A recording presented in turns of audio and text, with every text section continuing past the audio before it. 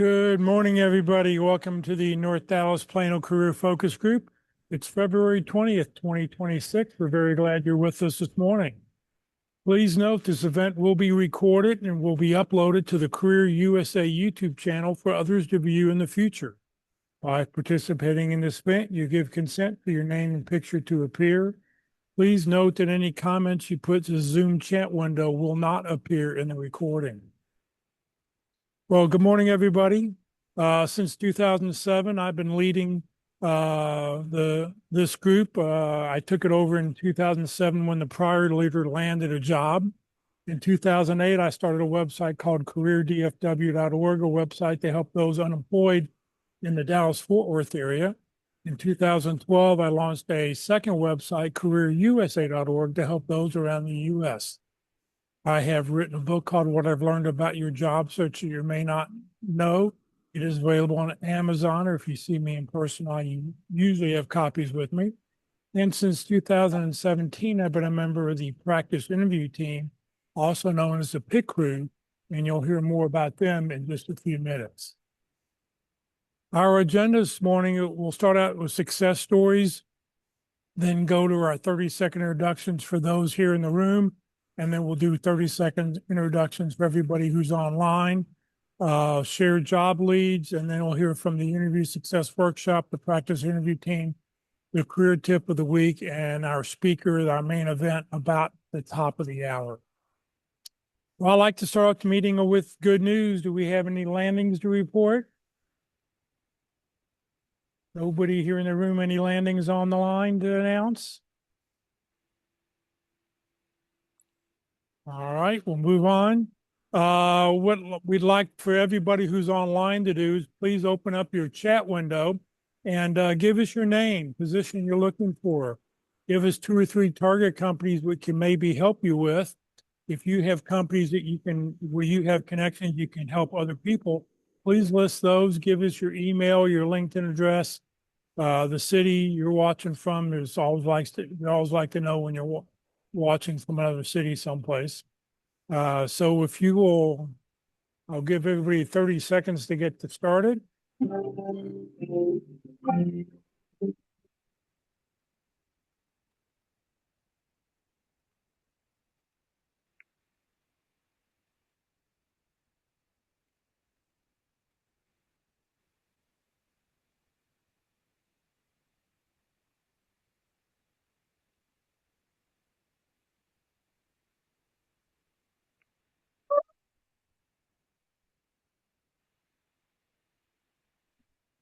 All right, if you're still typing, please continue typing, put your information in, because for those online, if you don't put your contact information in the chat window, I don't know you're here at the meeting. So that way I can update our roster.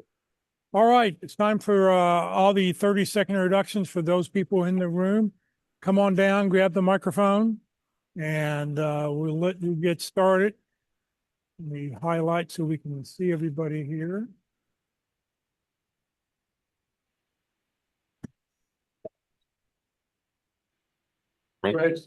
Good morning. My name is Marty Upton. I am searching for Director of IT Information Security roles, primarily in the healthcare sector, primarily with startups as well. Target companies this week are Medical Device Network.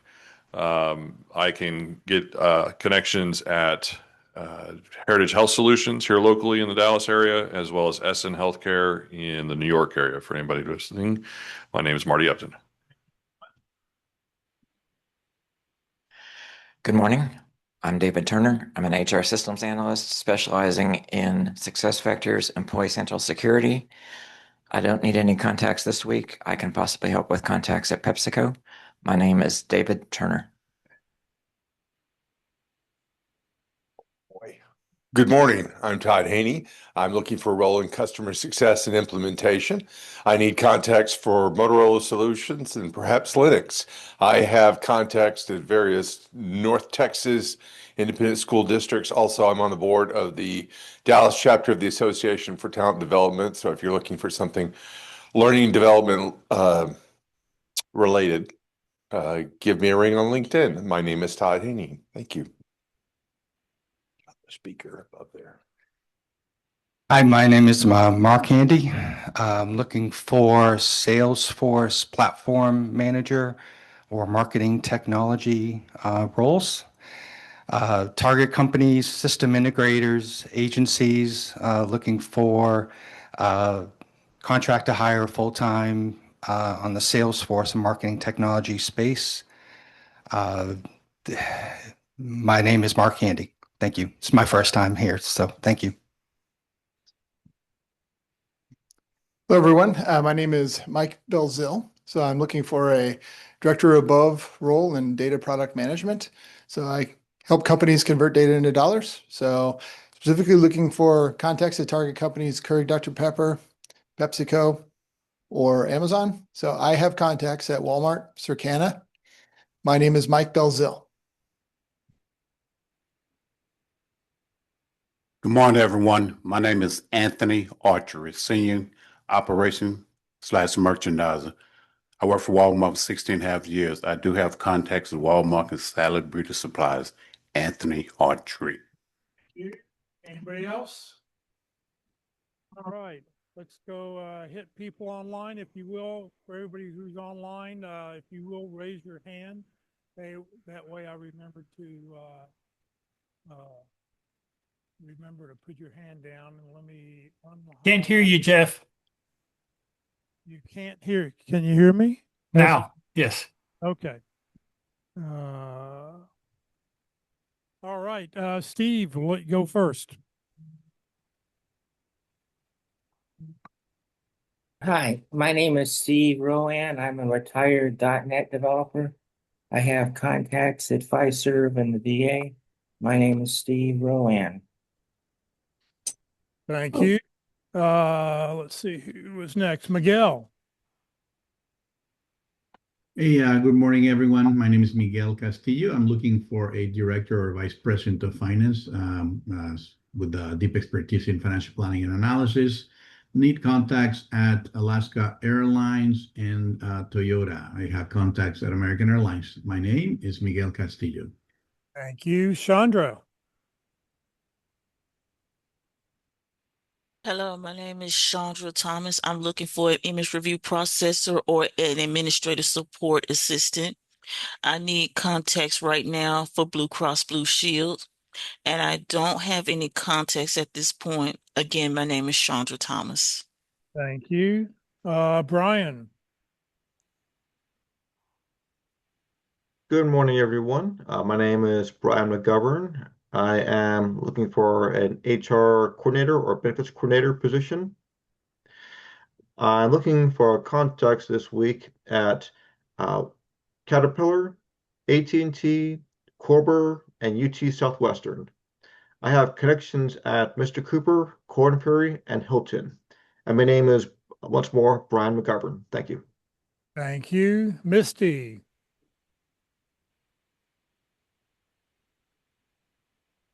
Sorry, trying to get the mute button. Good morning, everybody. Misty Wallace. I'm looking for a CRM campaign manager or a marketing manager, project manager role near Frisco or remote. Target companies right now are Chewy. I can help with any contacts at Expedia Group.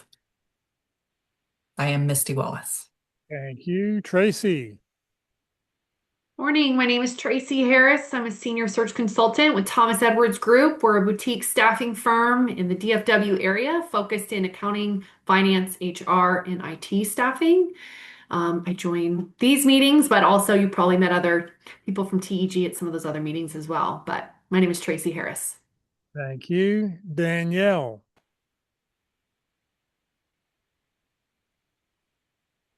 Good morning. My name is Danielle Parker, and I'm looking for an executive administrative assistant position or office manager role. And I need contacts at Toyota or Frito-Lay. And I have contacts at the Home Depot, and my name is Danielle Parker. Thank you. Mizra. Hi, my name is Mirza Chuktai. I'm looking for a CEO role. Uh, I need contacts at Netrix Global. I have contacts at Lenovo and Aero Electronics that I can help with. My name is Mirza Chuktai. Thank you. Sheldon. Good morning. I'm Sheldon Weinstein. I help food and beverage brands earn their place on grocery store shelves and turn presence into sustained growth. My background's building and scaling consumer packaged goods businesses across both large global companies as well as entrepreneurial, privately held brands. And I work closely with national and regional grocery retailers, helping teams connect strategy to execution. Right now, I'm looking for roles in mid-sized food manufacturers, roughly in the 200 million to $2 billion range, where I can jump in quickly and help align teams to accelerate the next phase of growth. Again, Sheldon Weinstein. Thank you. Jonathan. Hello, good morning. My name is Jonathan Matamoris. I'm looking for jobs in the marketing graphic design area. I need contacts either at nonprofits, hospitals, PepsiCo, Dr. Pepper, any of those marketing agencies. I don't have contacts. My name is Jonathan Matamoris. Thank you. Chris. Good morning, everybody. I am Chris Holmes. I'm a senior leader in IT portfolio management. I help maximize multi-million-dollar technology investments by connecting business strategy to actionable roadmaps. I am looking for contacts at DPR Construction. I have contacts at Southwest Airlines. I'm Chris Holmes. Thank you, Chris. Michael. Good morning. My name is Michael Wilk. I'm a senior quality engineer looking for a lead or quality management position. My target companies include Boeing, Raytheon, TI, and Collins Aerospace. I have contacts at Raytheon. My name is Michael Wilk. Great. Thank you. Anybody else online that I haven't called on yet? I can go. Okay, please go. Hello, my name's Allie. I'm looking for a job in data analytics or business analytics. I have experience in analytics and data in my prior role. I'm looking for contacts in AmTrust Financial or GM Financial or any healthcare companies. I have contacts at Gainwell Technologies and MetroCare, a nonprofit. And you are? And I am Allie. Sorry. Rosina. Good morning, everyone. Happy Friday. My name is Rosina Gallman, and I am your Career Tip of the Week host. So I'll be back in just a few minutes. I'm looking for a position as a Senior Talent Acquisition Business Partner or Senior Recruiter, and I need contacts at Gartner this week. I have contacts at a variety of different places, so as we connect, you can take a look and see who you may want me to introduce you to. Again, my name is Rosina Gallman, Senior Talent Acquisition Business Partner or Senior Recruiter position. Thanks so much. Great. Thank you. Anybody else online? I see some names who've been, you're staying quiet. Hello. Hello, go ahead. Yeah, good morning, everyone. I'm Gabrielle Freitas. I'm looking for an entry-level position in business administration or project management. I have experience with project management. I'm currently pursuing an MBA. I don't have any contact at this point, and I'm not targeting any specific company. My name is Gabrielle Freitas. Thank you very much. Anybody else online? Yeah. Hey, Jeff, it's Kevin Love. Just real quick, I found out last week happily that I can retire. So consider me retired, but I'll probably pop in from time to time. I do have contacts. Last job I was interviewing for was ASI Robots. Fascinating company. So if you're into robotics in any sort of way, let me know. I've got, they're over in Fort Worth and they're based out of Utah. Great. Thank you very much. Congratulations on retiring. Thank you. My question to everybody who says they're going to retire is, so for the next 3 to 6 months, you'll be great, but what are you going to do in 6 months? the reward. Yeah, so I've actually got that figured out. I'm probably going to work with homeless folks and help get them up to speed with where they should be. So, Okay, that sounds great. Thank you very much. yes, sir. Anybody else online? Okay, job leads. Tracy, tell us what's going on Thomas Edwards. Yeah, again, I think I've talked about this before. A lot of contract roles coming in, a lot of people looking for interim support. I would encourage you to go on thomasedwards.com if you guys are looking for positions. Everything we have working on is posted. So you can look at those. But a few roles that we got in recently are a controller role for a contract position, a senior network engineer. We have a gentleman named Jason who works on all of our IT roles.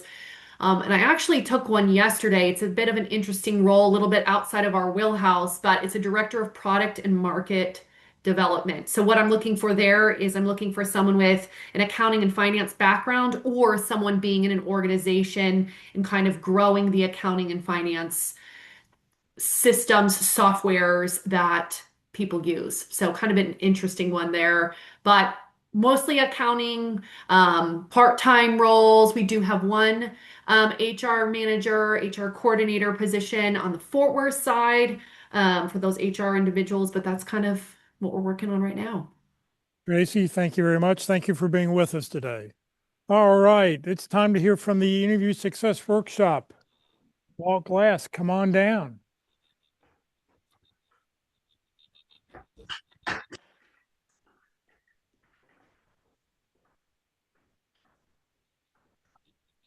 I bid $210 on that product. Okay, well, good afternoon. It's afternoon for me because I was up since 2 o'clock this morning.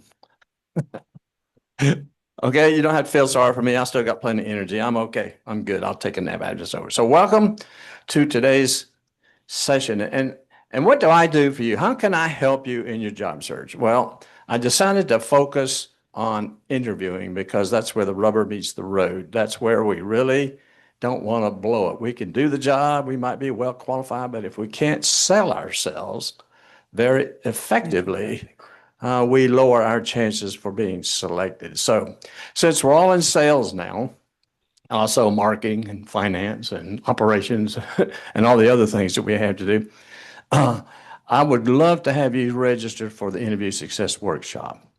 Look me up on LinkedIn and look at my About section. It gives you the details of the workshop. It is free.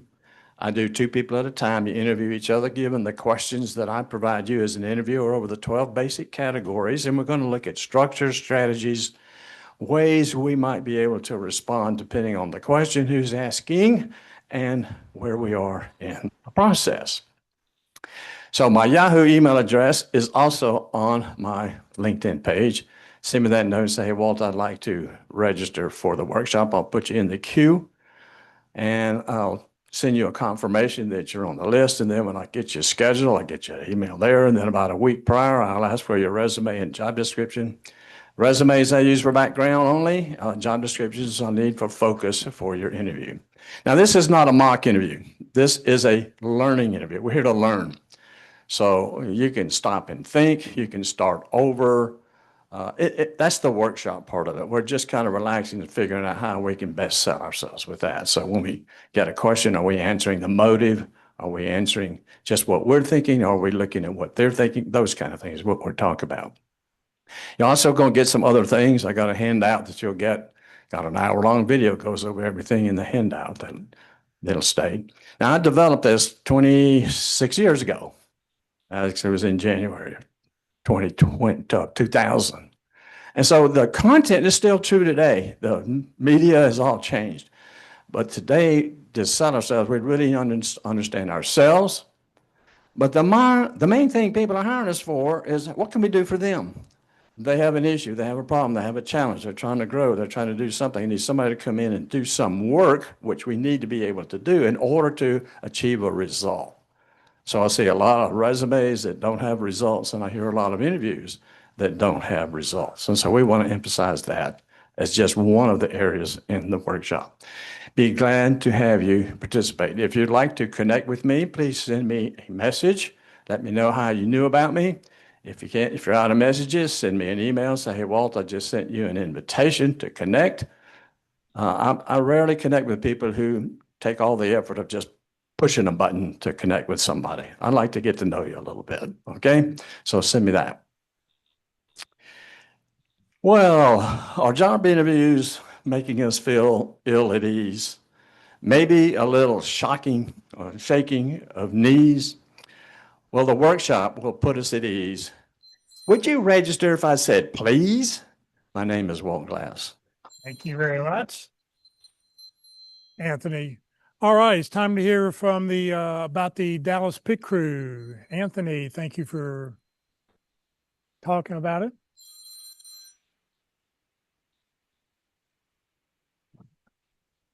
Hello, everyone. I'm here to represent the Pit Crew. The Pit Crew meet every first, second, and third of each Wednesday of the month, and on the fourth Wednesday, we meet on Wednesday for online only. And this coming week, we will meet online, which will be the fourth Wednesday. It is a great opportunity to grow, learn, develop your interviewing skill. Please come and participate. The Pit Crew. Anthony, thank you very much. And you learn just as much by coming and watching somebody being interviewed. And this coming Wednesday being the fourth Wednesday, everybody who's online will be able to jump online and watch an interview. Okay, time for the career tip of the week. Good morning, Rosina. Good morning, Jeff. Good morning again, everybody. Welcome to Friday. All right. Well, before I get started, I do want to highlight, I put a variety of different resources into the chat. And so please take note that one of the resources is a job fair that's coming up. It's February 28th, and it's at One Community Church. It is their annual job fair. So make sure to take a look at the website. That way you can see all the resources that they have, employer lists. With their employer list, they have contacts listed there. So you get names. That's what I highlight every year about their particular annual job fair.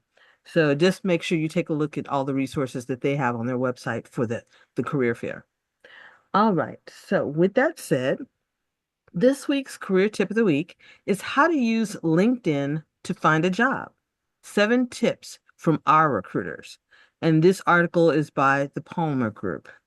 And just keep in mind, the Palmer Group is an employment agency. All right. Well, finding a job in today's digital world often begins with an online presence, and LinkedIn remains one of the most powerful tools for job seekers. With at least 1 billion users globally, the social network lets you showcase your skills and experience and connect with professionals and employers in your industry. But many people aren't fully utilizing LinkedIn's features to maximize their chances to land a job. Check out these tips from our recruiters on the best ways to optimize your LinkedIn profile and take advantage of the latest features and customization options the platform offers. So tip number 1, have a detailed, thorough profile. This starts with including simple professional looking profile photo. Don't leave the photo blank, as it makes people less likely to connect with you. Fill out the About section with a short summary of your background and your work experience, and the Experience section should be a complete and accurate timeline of your work history. Think of this as a mirror of your resume. Make sure the information is up to date with the current position and all past jobs, and then provide detailed information about your experience and the skills that you use day to day. For example, instead of just saying simply you are a department manager, provide information about the budget you oversee or the number of direct reports that you manage. Tip number 2, use keywords to your advantage. As artificial intelligence, or AI, becomes more prevalent in social media, LinkedIn has a growing wealth of intelligence behind it, but it can only use or analyze and use the data that you provide. So make sure all dates on your timeline are accurate, include detailed information about your work experience, and use strategic keywords that are relevant to your job search. All these tips or steps help ensure that you are most searchable as recruiters use the platforms that AI filters have to help them to find and sort through all the different candidates. And then keep in mind, recruiters often search by keywords focused on job titles, skills, geographic locations, and more. Tip number 3, add the open to work banner. The LinkedIn, the LinkedIn open to work feature allows you to signal to your network and recruiters that you're looking for a new job. You can choose to make this status visible to all LinkedIn members, which is the public setting, or to recruiters only, which is the private setting. If you use this feature, your profile will appear with a green hashtag open to work frame, which will help you get noticed by your network and recruiters. And your profile will appear in search results when recruiters are looking for candidates, as they can filter their search by quote unquote open to work. Tip number 4, activate job alerts and have the app on your phone.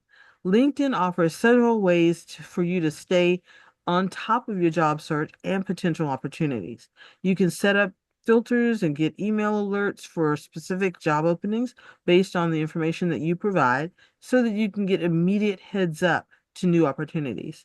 Another good step to download the LinkedIn app to your phone, and this will allow you to respond quickly if a recruiter or HR rep reaches out to you about an interview or with questions.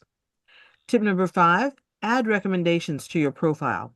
Including personal recommendations on your LinkedIn profile from people that you have worked with acts as a third-party validation of your skills, work ethic, and achievements, providing potential employers with valuable insight into your capabilities.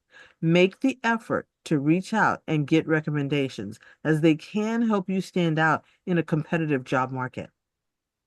Tip number 6, use the career break feature. LinkedIn's career break feature lets you explicitly add periods of time when you were not employed to your profile, providing context for gaps in your work history and highlighting skills or experiences gained during that time off. This could cover life events such as caring for family, pursuing education, travel, or helping with a sick parent. Essentially, it is a good way to positively explain a career break and avoid potential negative assumptions about employment gaps. And tip number 7, prep for interviews with AI tools. LinkedIn offers interview prep features where you can choose from a list of common interview questions, practice your answers by writing them out, or recording a video response, and even receive AI-powered feedback on your delivery to improve your interview skills. You can find these tools under the Jobs section on your LinkedIn page. From optimizing your profile and growing your network to using LinkedIn's latest features, these strategies help make your profile stand out in today's competitive job market. By following the tips that we've shared, you'll be well on your way to creating a compelling and professional online presence. And take advantage of additional resources that you'll further enhance your job search and career growth by checking out the blogs from the agency. There are hyperlinks in this article about formatting your resume, refreshing your interview skills, and also staying on top of the Palmer's Group's latest job opportunities, because they have a way where you can subscribe and set up job alerts. And then just please note that, again, this is an employment agency, and with all their advertisements contained within the article and on their website, please know that this is not an endorsement by Career DFW. We are just simply providing information as a resource for your job search toolkit. If you choose to utilize any service from these articles and vendors that we present, this is fully at your own discretion. All right, again, this week's tip of the week is how to use LinkedIn to find a job 7 tips from our recruiters. And that's by the Palmer Group. Have a great weekend, everybody.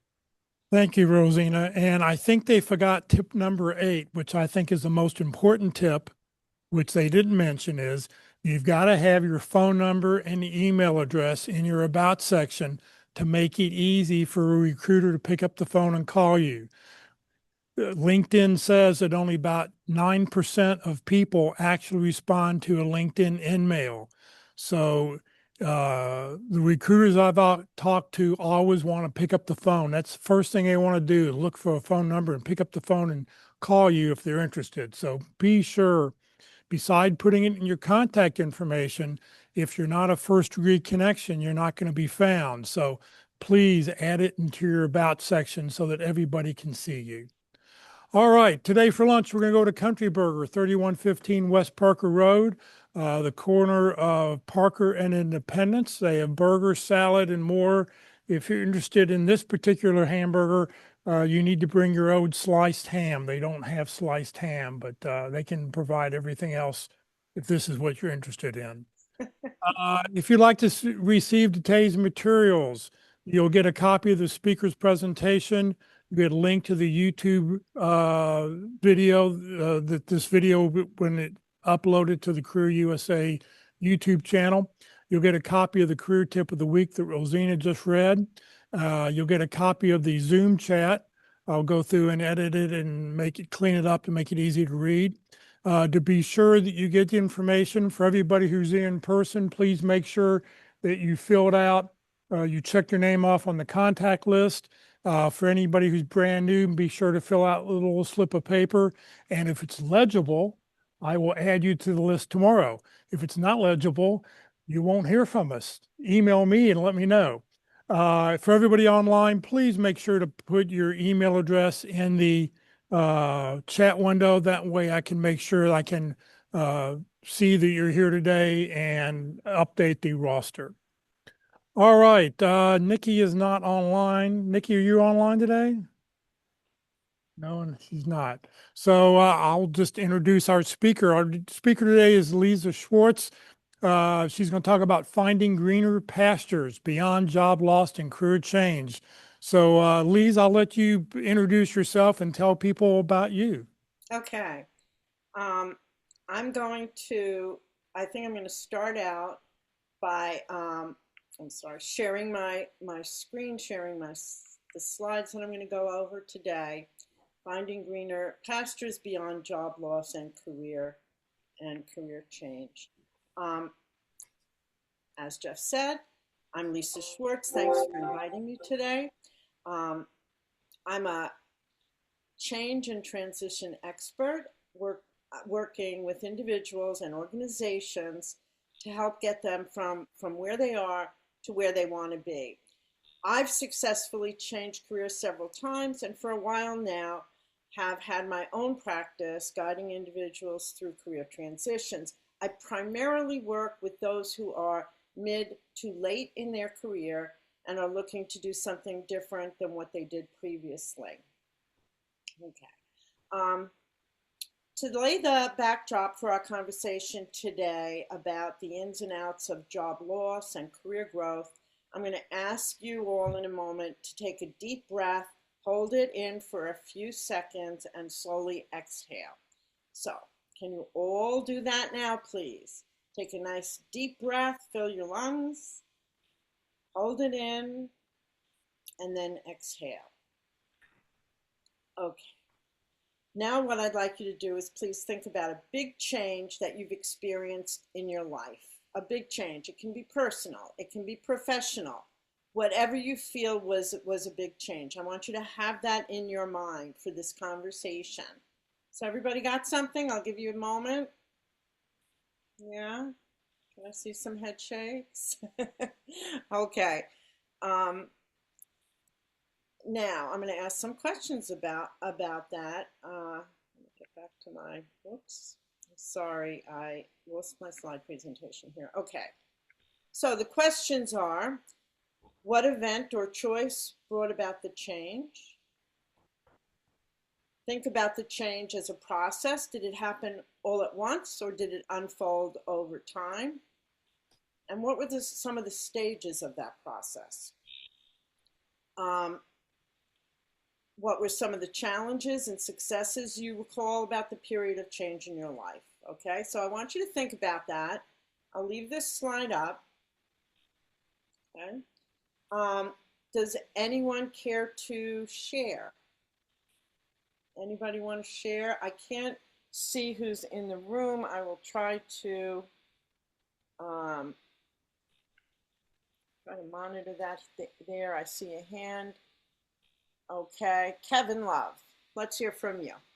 Yeah, just real quickly, for me, it was crazy. So last week I had a meeting with my financial advisor, and because I just recently got laid off from a job or a position with a Chinese-based company, which is that story in itself is very unique, having worked for a company that's headquartered overseas.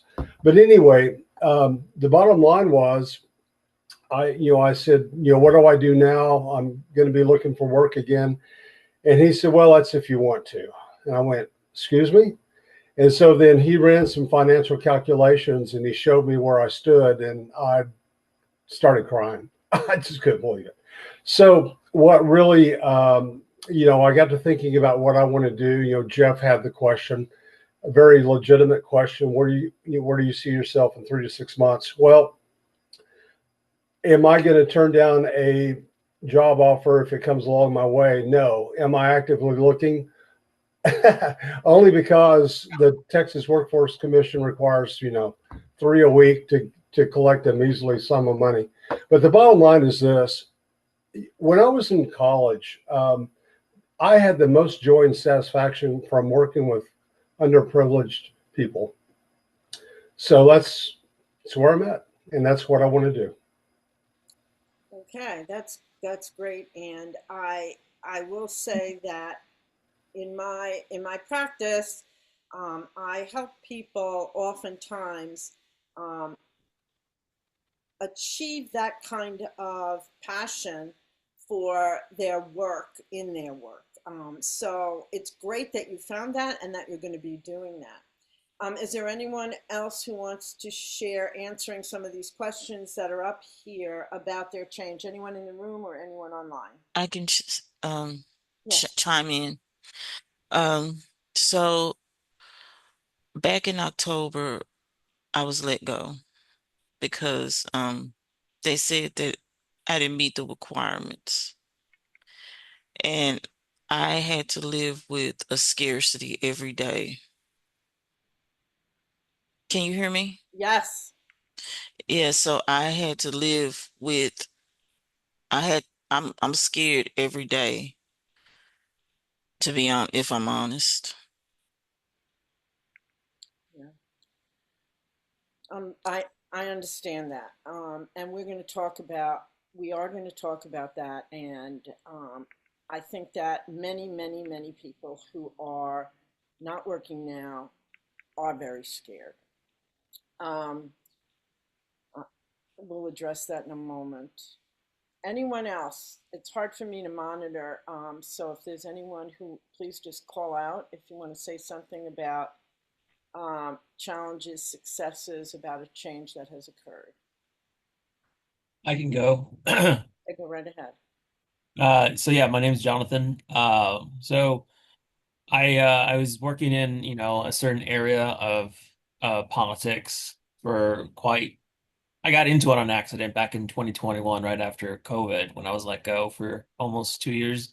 Mm-hmm. And then I kind of just stayed in that area and kind of continued to go and campaign, and then learned about that, and then worked remote for a company out in DC for a couple years. And then they let me go back in 2025 in April because the company was transitioning. And then they put me at a different firm, but that firm was for contract work until the end of the year. But they kind of promised of like, oh, we'll bring you on full time. And then during that whole time, I was still looking for work because I was trying to transition out of politics and everything. And then at the same time, my wife and I were expecting, and then come November, They told me they couldn't bring me on full time, and then they wanted to, put me in as like a different role that was not graphic design. And then I signed the paperwork, and then come January, um, they decided to change their mind and pull what I signed. Like they changed their mind, and it's been hectic, kind of figuring all that out, and especially with a baby and mortgage, and Scary. it's very scary. And so I had to kind of figure things out and still work on what I'm trying to target. And so I had to invest into like a career coach, and that's been very helpful. But it can be expensive, but I needed to do it. At the same time, I'm kind of like trying to change the areas that I want to focus in and retool what I've been doing the past 7 years and political and the type of work that I was doing.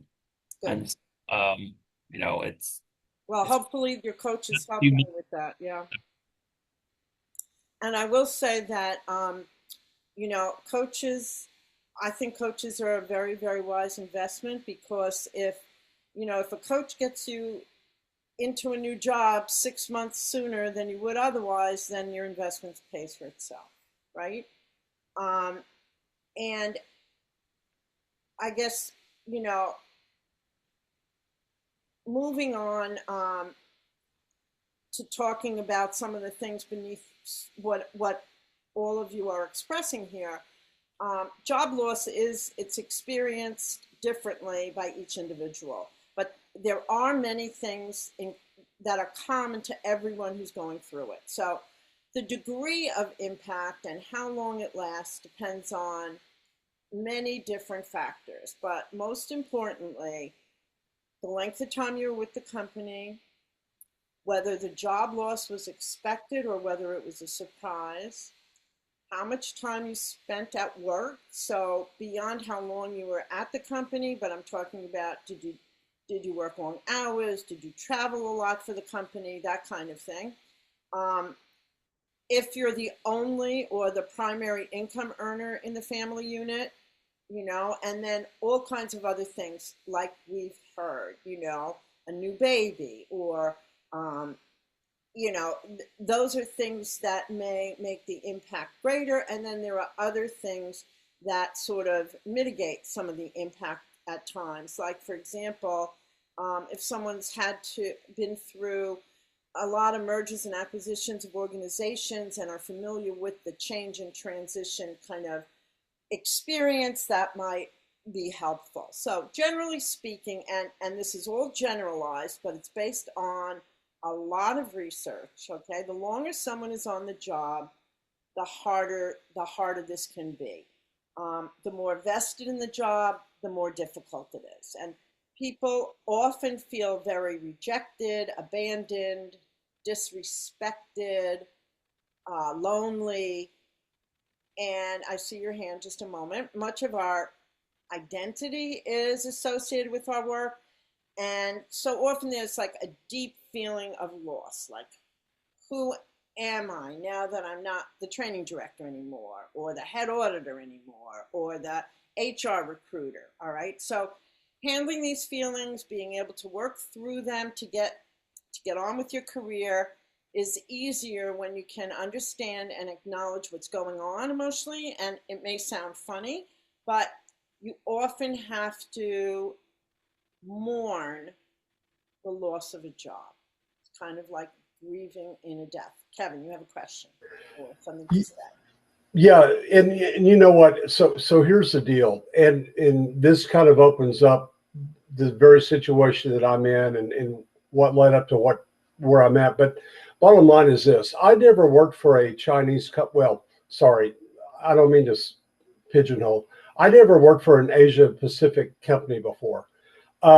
When this job opportunity was presented, I was apprehensive. I was a lot of things, because let's face it, a lot of things that come out of China aren't necessarily good, while other things are great. And the company I work for is based in Hong Kong, so they flew me over. I've been over there a few times. I've been to Japan, Thailand, wherever they sell their equipment. But here's the beauty of it. from a layoff standpoint, they handled it better than any American company I have ever worked for. That's I good. got 4 months COBRA paid for, their expense. I got 3 months advance notice that I was going to be losing my job. I got 1 month severance. I could go on. I mean, they gave me a $3,000 laptop. It's crazy. Now, Well, that's exactly what I'm talking about. These things yes, mitigate the impact that it has on you oftentimes. And the workforce has changed so much over the years. We used to be in America much better at these kinds of things, and now that everyone wants bigger, better, faster, cheaper, whatever. It just unfortunately, a lot of that care has been lost from many companies. It's also very different from country to country, where the cultures are different, very different. And I for a long time, I come out of corporate, and for a long time worked for a company that had more than once. I worked for a company that had a UK parent, and the whole way that they look at working is very different than in America, and I had to get accustomed to that. So I see what you're saying here. It says my screen share has closed. Okay, well, just moving on a little bit. Like, make no mistake, it's exceedingly difficult to land a job if you're not in the right state of mind. If you haven't let go of the feelings that you might have, for example, anger, paranoia, self-doubt, or just generally low career esteem. All right. Oftentimes these experiences leave us with scars. All right. So with that in mind, we're going to take a look at a couple of models that you may be familiar with. So let me just see if okay, this says it paused. Did you just see a change to the screen? Are you seeing something that says Bridges model now? Yes, we see Yes. it. Okay, good. All right. I'm getting these messages that I haven't seen before. Okay, so this slide's based on the work of William Bridges. So Bridges describes transition as unfolding over 3 distinct stages that you see here: endings, neutral zone, new beginnings. Bridges feels for something new to begin, something old must end, and this often presents a struggle. So, that's the first part of it. We frequently won't let go of the old way, even though the old way, may be unappealing, and we may be somewhat drawn to the allure of a new beginning. And then we get to the neutral zone. And Bridges refers to it as the wilderness. It's a place in between the old way and the new way. And in the neutral zone, we've managed to tear ourselves loose from what used to be and are now in the wilderness of a transitional process, right? It's a place of confusion. Maybe it sounds like a place to avoid, but in reality, we need the time lost in the wilderness. We need this in order to get to new beginnings. And the new beginnings represents our emergence from the wilderness, where we can begin moving forward. It's still a time of learning, but it's fueled by hopeful optimism. So many of you, I'm going to show another model here, and many of you may be familiar with it. It is, based on a model developed for bereavement counseling. So research shows that it's also very relevant to the thoughts and emotions that people have when they experience the kind of change we're talking about. And this one is based on Kubler-Ross transition cycle. It's a grief cycle.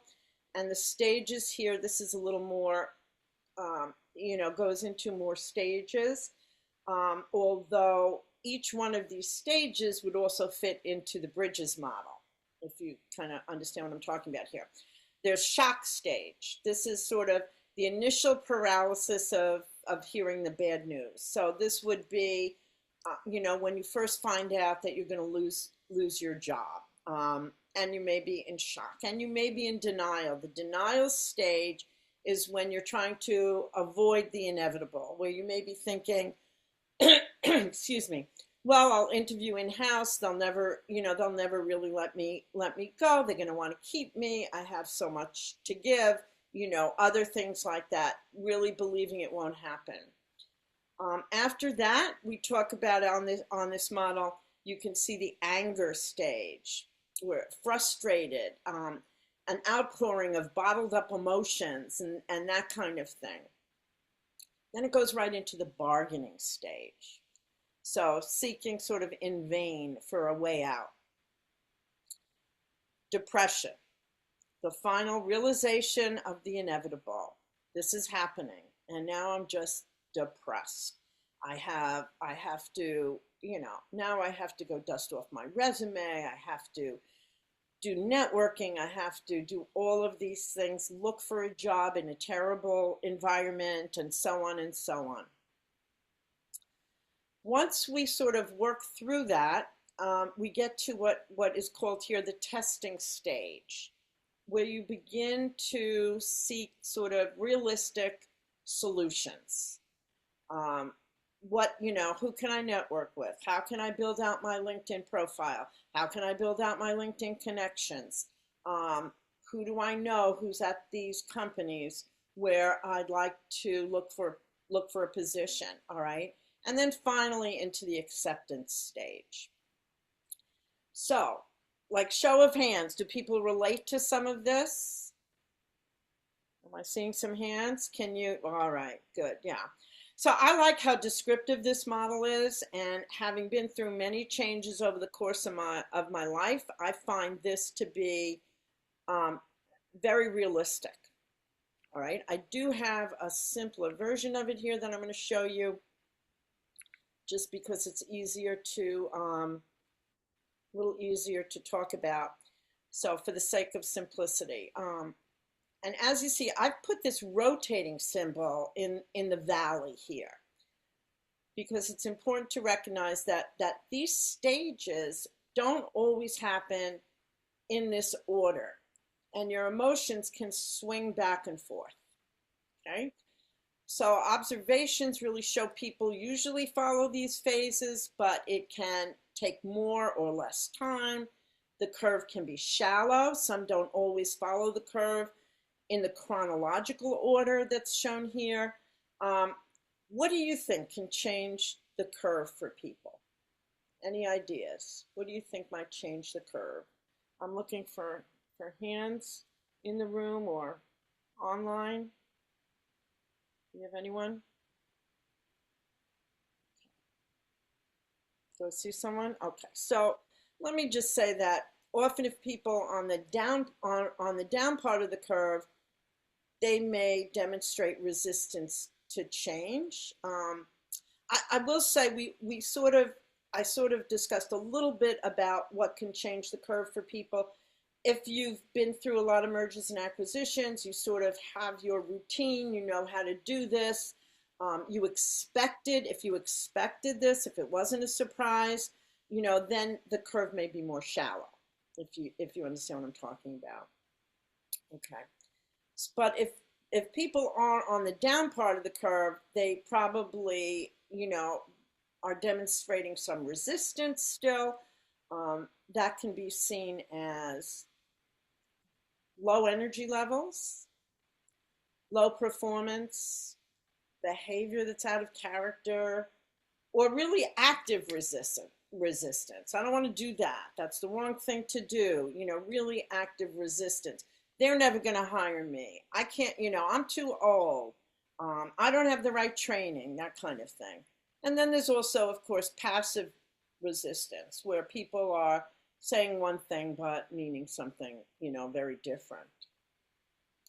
So some people don't experience some of the stages at first, and then find that at some time later they may feel angry, they may feel depressed. even once you think you've moved past it, all of a sudden one day it just hits you. But just like grieving death, if you've had anyone close to you die, you'll understand that you never really know when certain feelings associated with the separation may hit you. Okay? So, how can you tell where you or others are on this change curve? What do you think? Here we go. Well, you know what? I'm going to wait on this. How would you characterize these words on this page? Oh, I'm so sorry. I just lost track of something here. I apologize. Okay. If we take a look at these words and phrases, they're often associated with change. So I would like a volunteer, or several volunteers to try to place any of these with a specific stage of the curve. And so here, whoops, let me look. Let's look at it this way. So, who's game? Who's game? Are you seeing the slide with the chart on top and okay? What do you think? Chaos. Go ahead, please step right up. I'm stepping right up. Tell me again, you want me to... So any of these words, they're all associated with change, chaos, relief, all right? Feeling of settling, of desperation, of advancement, anxiety, any of these, where would they fit? Would they fit with shock, denial, frustration, depression, experimentation, decision, integration, any of those areas? What do you think? Well, I think desperation. By the way, just an aside, I got a text from somebody who just got let go and wants to get together for beers later on, understandably. So I'm sure he's feeling desperation, a little bit of relief because the axe had been hanging over him for a few days. I hope after a few beers he feels empowerment. But there is loss, there is victimization, certainly disruption because he's a neighbor. But I think it is also a bit of relief, and hopefully he'll feel a little bit more like I do when it comes to career changes, experimentation, and maybe even, I don't see it listed on here, a little bit of freedom. I guess that's what I would advance. Okay. Oh, there are advancements on there too, in terms of, this a big significant life change. Right. And when we experience anyone else want to say a word about this? Anybody?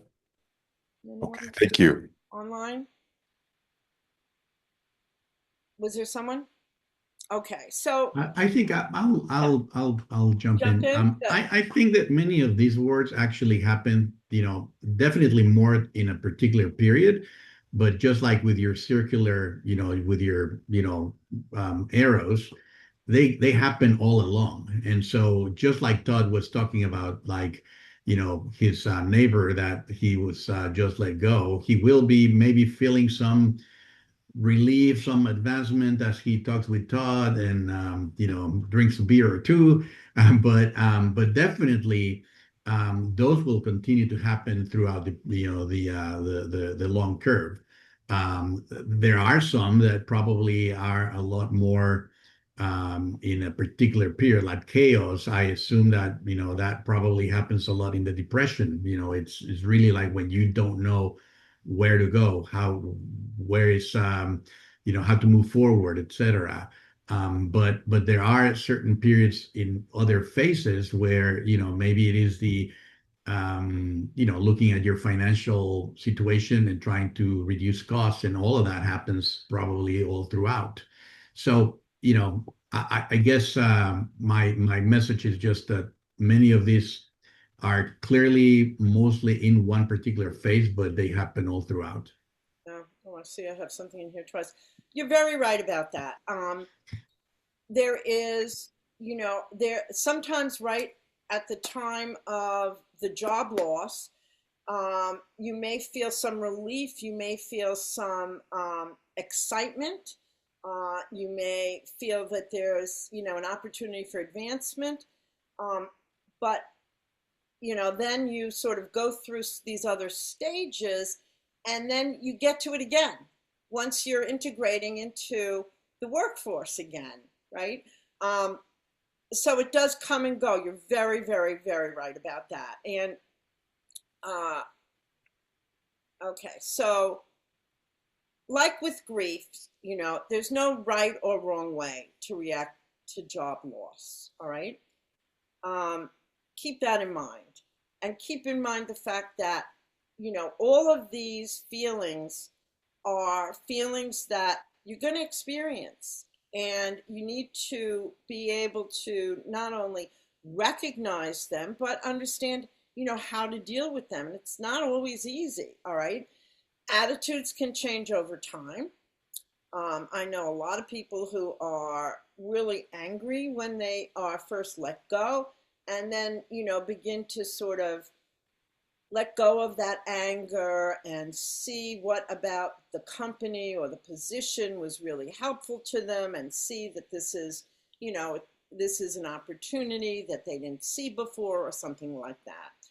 Our experiences and the people around us can influence how we think about it, and do influence the way we think about it. The support that we receive is key to our ability to adopt a positive outlook. So the support that we receive from family, from friends, from our network, but also sometimes, moral support and encouragement. But oftentimes, there are people who have some financial help, and that helps quite a bit, and if you don't, it's really difficult to be positive.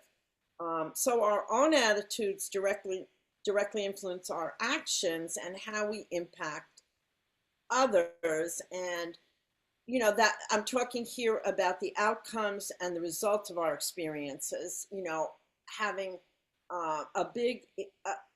having a lot to do with our job search process and our interviewing and all of that. And at the end of the day, we all have a choice to make as to where we put our focus and energy as we experience this loss and transition. So you may think that you have no choices and you have no options. That you do have. All right. So we're gonna move on to look at how to build a model of resiliency to get through this during times of uncertainty and change, and how to envision the future and live in this changing environment. How do I manage this day to day? So we can all agree, I think, that it's very helpful to be resilient. But the question is, what does that look like? And how do we develop those skills, those behaviors, those attitudes? So I'd like to hear a little bit from you. What do you think? What do you think you can and should be doing during this time here? And the slide that's up has, maybe a couple of hints. Who can I hear from? I can. Please go right ahead. Yes. Begin job searching again. Take some courses, and like I'm in this networking group right now, but on Monday and Tuesday, I was in a few networking groups, and I still job search every day, and I still get rejected. Not from networking groups, but job search. Mm-hmm. I'm not sure what you're saying. Are you saying that you think that one of the ways of dealing with this is by applying a lot, but you're getting a lot of rejections, or are you just saying that you're getting a lot of rejections and it's really taking its toll on you? Um, I'm But some of the jobs I want to apply to and I applied to, I ended up getting rejected with some of it. Mm-hmm. Okay. But the jobs that I'm getting rejected to, it looks like it's too hard for me.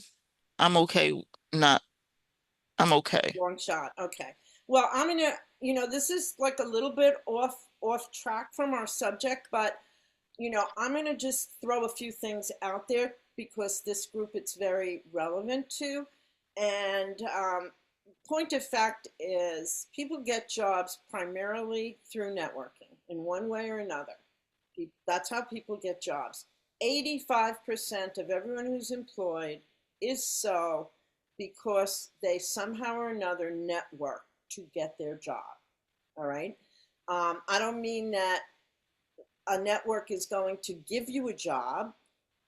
You have to have the skills, you have to have the competencies, you have to have, the attitude that they're looking for. But so many people, and I will say that if you're 50 years old or older than that, the percentage is higher than 85%. It's a lot higher. So, do the math. Where is your time best spent? Is your time best spent networking, or is your time best spent filling out applications? Okay. If you don't have an in at a company, your application is much less likely to be considered. All right. So being part of this group is a great step, a really great step in terms of building relationships and knowing people who can refer you into a company, building those relationships. So, yeah. Any other ideas about how do we develop the flexibility that we need? What can you be doing in your day-to-day life that's going to help you through this transition period? Answer or Somebody's coming up to the mic here? No? It's me. Okay. I just wanted to say, and I hope this isn't off track, but I am doing the networking. I'm trying to do things the new way. I've done the apply business that does not work. And I have a really good experience for many years. Senior administrative assistant. Last job was Verizon. And one day it ended. And it's been almost 4 years now. So I'm proof that just applying to jobs does not work. No, it doesn't. Because I have great experience in many fields, medical, HVAC, telecom, you name it. Recommendations in LinkedIn, over 500 connections. So I'm trying to do things the new way, the back door way, and trying to do the networking. It's a little difficult right now because I have all these great connections, I guess, but when I try to reach out to my connections, I'm not hearing back. Like 3 out of maybe 50 I've heard back from, and these were people I actually worked with. Now, I've done the video resume. It's on my profile. I've worked on my profile a lot, made a lot of improvements, and I'm sending my video resume. I'm not applying. I'm sending my video resume to my connections. So I'm doing the right things, but it sounds now like I'm in that place where I have got to get a job. All right, I'm going to stop you here, and I'm going to suggest that you reach out to me privately, and we take it offline. Because my first question is, have you ever worked with a coach? My second question is, do you know where the problem is? I mean, there are things you need to really identify. 4 years is a long time to be looking for a job. It is. So, Well, probably the answer to that is no, I don't know. Okay. So I think, I think that you probably, need a little more support than you have. All right. Any other ideas about building flexibility? Building flexibility, because what I'm going to do, okay, Kevin. Yeah, so from a flexibility standpoint, the thing that really got me ahead, now it also varies by profession, right? Yeah. So I'm a principal technical writer, which means I invent, I'm creative, I do I.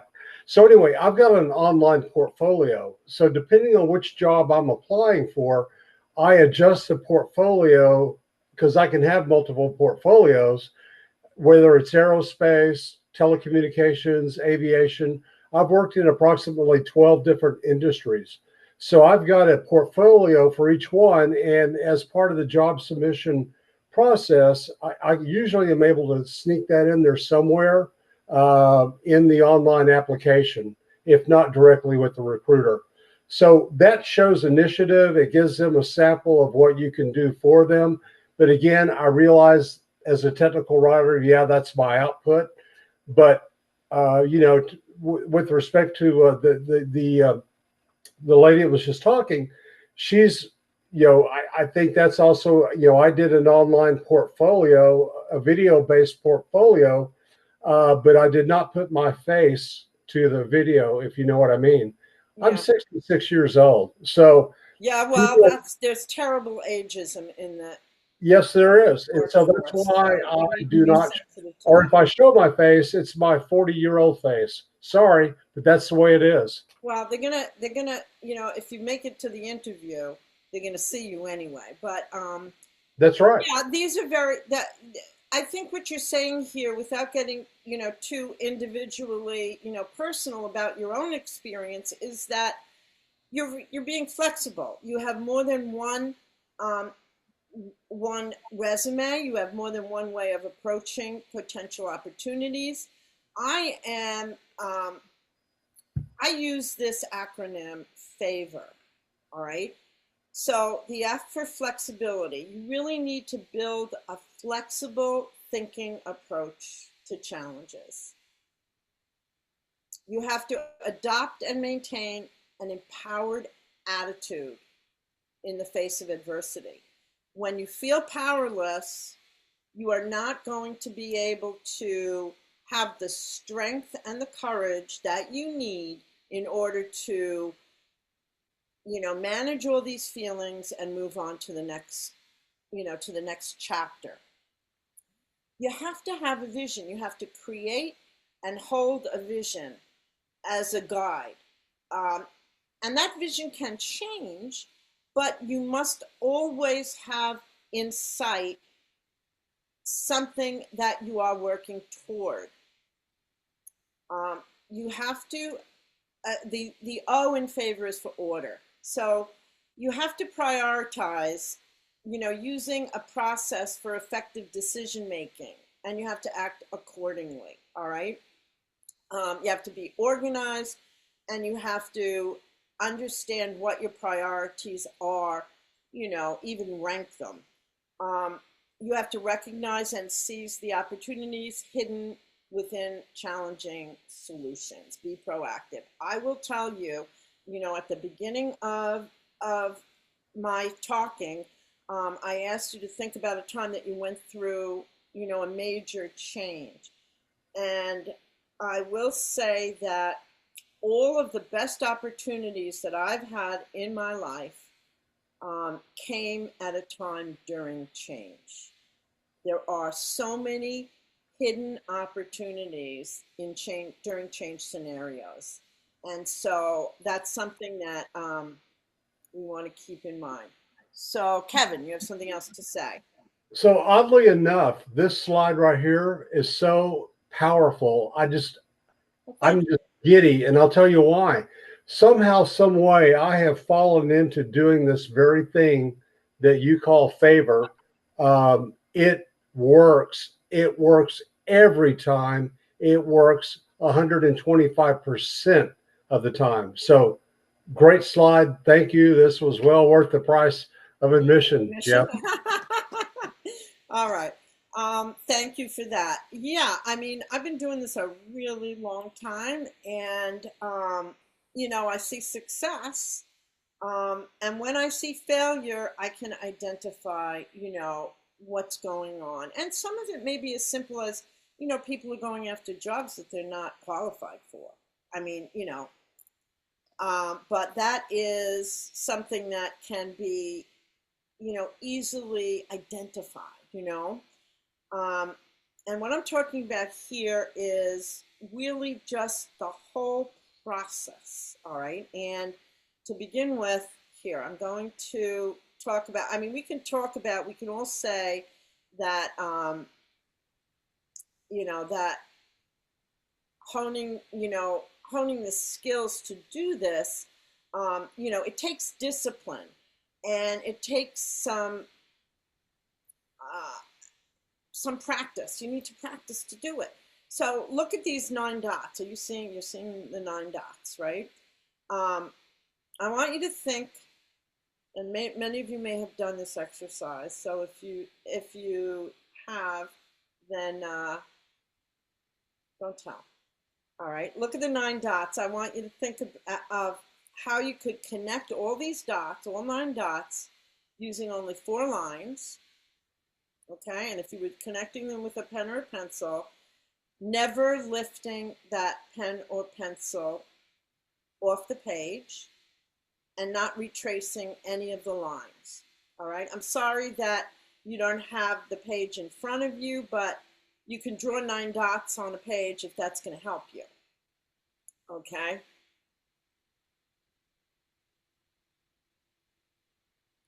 So what I am going to do is ask whether anyone thinks they have the solution. I'll give you a few minutes. If anyone thinks they have a solution here, then let me know.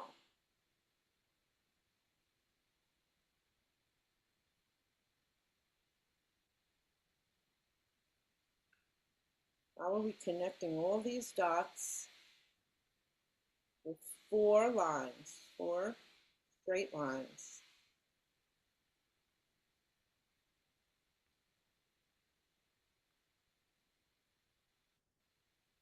It'll come to you. Think about it. Maybe you have to draw them out.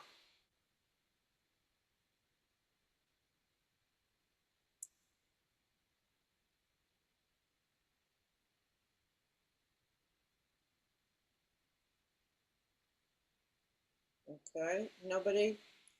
Anybody yet?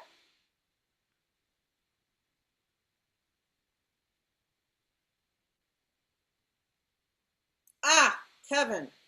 Kevin has it. Let's see what you have. I'm sorry, I can't see your page. All right, I'm going to show you. So, all right, your first line. And there's more than one way. Your second line. Your third line. Your fourth line. Is that what you had, Kev? Yes. It is. Okay. Outside the box. Those of you who didn't have it, didn't get this, why didn't you get it? What do you think?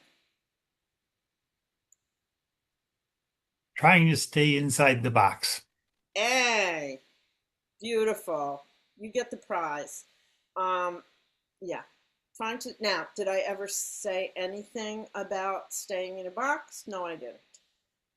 We are so accustomed to, thinking inside a box, so to, very quite literally. And this is the kind of thinking you need to develop in order to get through this process. And in order to, build a model of resiliency for yourself and to be able to move through this successfully. These are the kinds of things we need to practice to get to favor. There's one other thing that I'm going to touch on, because honestly, we could do a day-long, event just talking about this. But the one other thing that I think is also very important during this time that I am going to go over is what we call the circle of influence. And many of you, I know, have learned about the sphere of influence. You know, what's in your sphere of influence? There are things that we can control. That would be the blue center. All right. There are things we can influence. That's the orange circle. And then there are things beyond your influence and control, what we call gravity issues. All right. For example, you can't control the unexpected, but you can control your response to it. Right. So, what do you think? Things we control. What things do we control? Attitude. Your attitude, very big one. Exactly. So, you know, developing a positive attitude is important. And there are so many ways we can do that. There are things we can read. There are things that we can, activities that we can involve ourselves with, you know, letting go of the old, trying to stay positive. So that's one thing that you can control. Other things. So what about, you know, you can control your own behavior. So you can control, you know, how much time every day you're going to be spending looking for work. And if you're not at a point where you can totally focus on it, then that's not what you should be doing, right?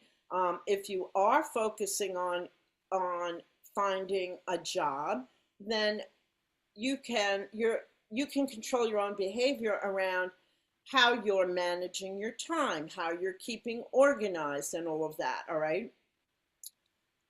Things that we influence. What things do we influence but not control? Family. Right. Family, relationships, right, with others. And any other ideas? How about like the quality of our work is something that we can influence. All right. And then let's talk about things that are just beyond our control. Gravity. All right. The economy.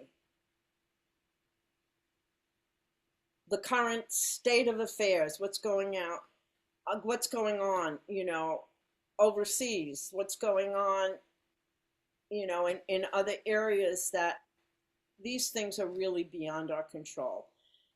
And so spending our energy on the things that we can control and influence, all right, increases our effectiveness and the impact, and it will help us to feel empowered. All right, spending energy on things we can influence may also expand the size of our circle of influence, you know, and it helps you feel in control.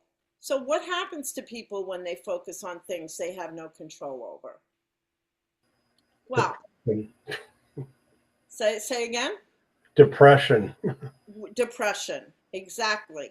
No, depression, you know, that feeling that, you know, you're not empowered, helplessness, desperation. So that's something that, you know, when it comes to your job search, there are many things that you cannot control. All right. Not the least of which is what I call the wacko factor, which is a big part oftentimes of, you know, a job search. There's just, you know, something's wacko. You can't control if they pull a position that you were interested in. You know, you can't control there are so many things that you can't control that you need to focus on what you can.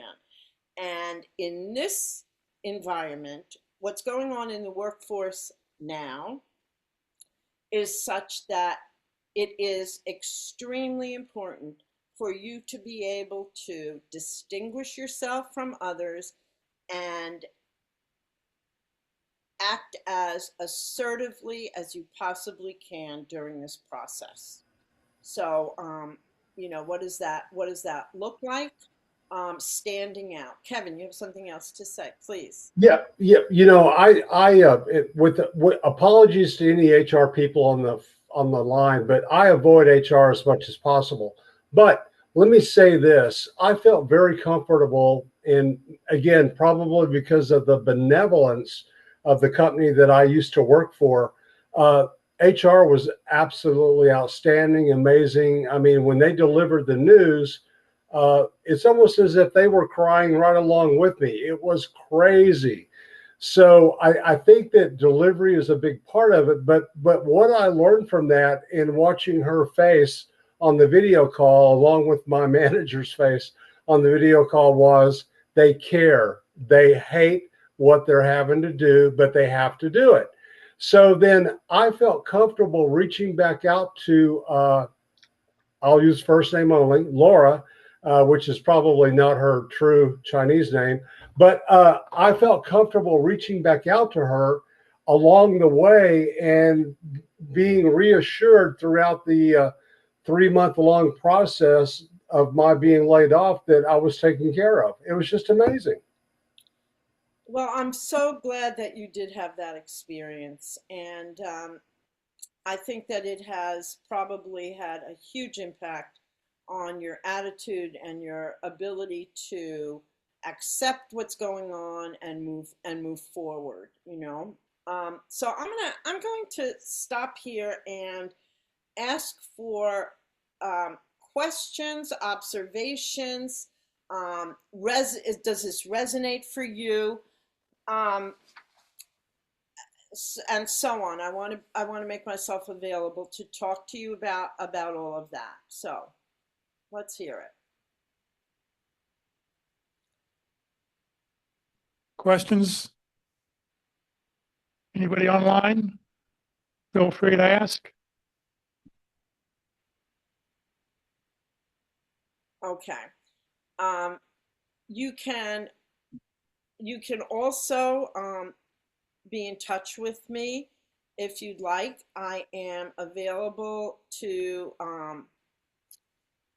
talk to anyone. I will do half-hour phone conversations for free with anyone who wants. You can be in touch with me on my website or my email or text me. Yeah, I'm just really curious to hear whether or not this resonates for you.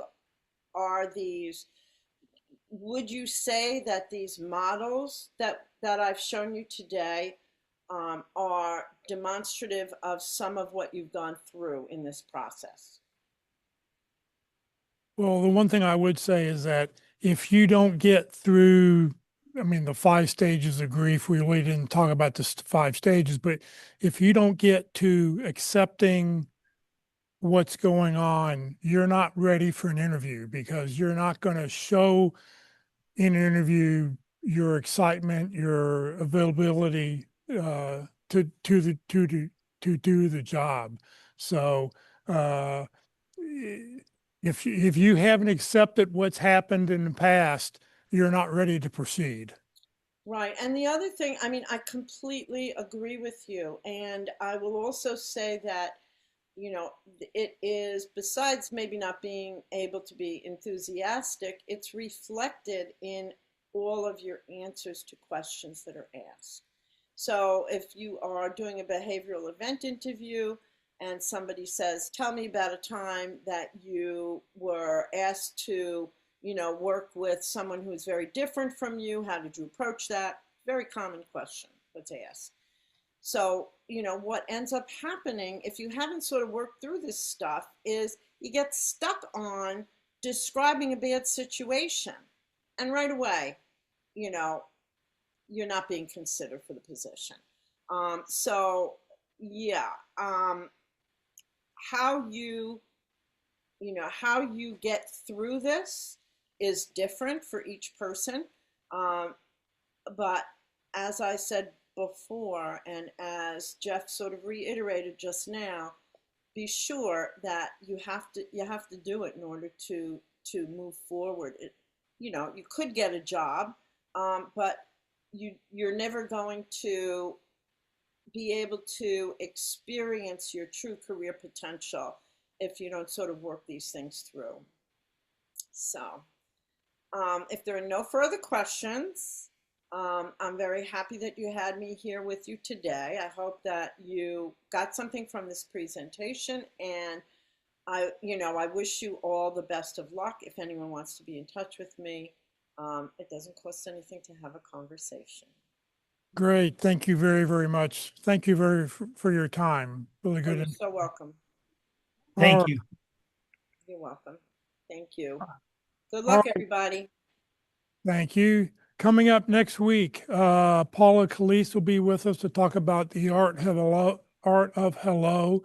There will not be a recording, so if you want to watch her presentation, you will need to watch it live next week. This video will get posted up onto the Career USA YouTube channel. I'll get it up there tomorrow afternoon. If you go to the YouTube channel, click on playlist, and then you see in the lower left corner, view full playlist. When you do that, up will come a list of all the different topics and speakers we've had over the last several years here at the North Dallas Group. You can click on any one of those videos and watch the presentation. As long as the speakers allowed us to upload it to the YouTube channel. Next Tuesday, Terry Sullivan will be with us to talk about how to tell your key contacts and prospects who you are, what you do, and how you can help for LinkedIn Tuesday, 1 o'clock Central Time. There will be no recording. Terry doesn't allow his presentations to be recorded. So if you want to watch Terry, you will need to watch it live online. Next Wednesday, the practice interview team will be meeting online only, being the fourth Wednesday of the month. You can watch them. You'll be able to watch them on Zoom. You'll get the email. You'll get the link in the email you get this week. And next Friday, the Art of Hello with Paula Calise. Once again, I said with no recording. Coming up the first Friday in March, we'll do open forum, and then we're going to talk about strength finders in the middle of March. Also, one other note, I will not be here next week. So Walt Glass will be here and will be leading the meeting next Friday. I'll be out of town. Today, Country Burger, come join us, 3115 West Parker Road. How many people think they were going to join here so we know? 1, 2, 3, 4, 5, 6. Okay, great. Thank you very much. For everybody else, thank you very much for joining us today. Have a great weekend, and we'll see everybody next week. I'll watch you all online next week. Save your chat.